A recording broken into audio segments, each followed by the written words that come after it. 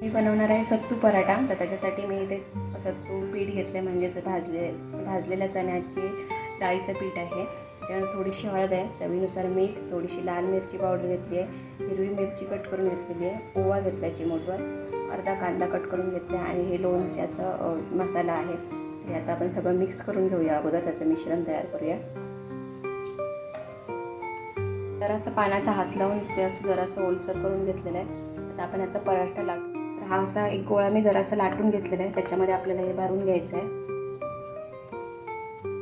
आणि आता आपण हे लाटून घेऊया. प्रकारे लाटून घेतलेलं आहे. आता आपण हे छान खरपूस रंगावर भाजून घेऊया. तेव्हा पण आपलं छान गरम झालेलं आहे.